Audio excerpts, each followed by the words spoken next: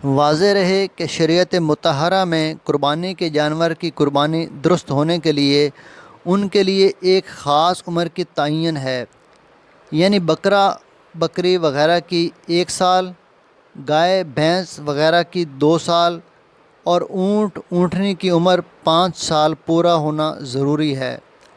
دمبا اور بھیڑ وغیرہ اگر 6 ماہ کا ہو جائے لیکن وہ صحت اور فربہ ہونے میں سال بھر کا معلوم ہوتا ہو تو اس کی قربانی بھی درست ہوگی۔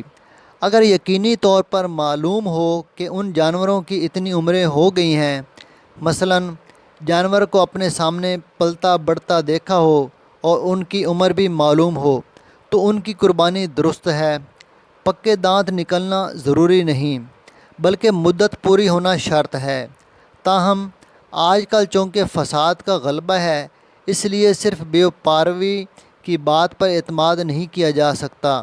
اس لیے احتیاطاً دانت کو عمر معلوم کرنے کے لیے علامت کے طور پر مقرر کیا گیا ہے۔ دانتوں کی علامت ایسی ہے کہ اس میں کم عمر کا جانور نہیں آ سکتا، ہاں زیادہ عمر کا آنا ممکن ہے، یعنی تجربے سے یہ بات ثابت ہے کہ مطلوبہ عمر سے پہلے جانور کے 2 دانت نہیں نکلتے۔ عمر کے اعتبار سے یہی حکم عقیقے کے جانور کے لیے بھی ہے۔ باقی اگر گوشت کھانے کے لیے یا نفلی صدقے کے طور پر یا نظر معین میں جانور ذبح کرنا ہو تو اس کے لیے جانور کی عمر متعین نہیں ہے۔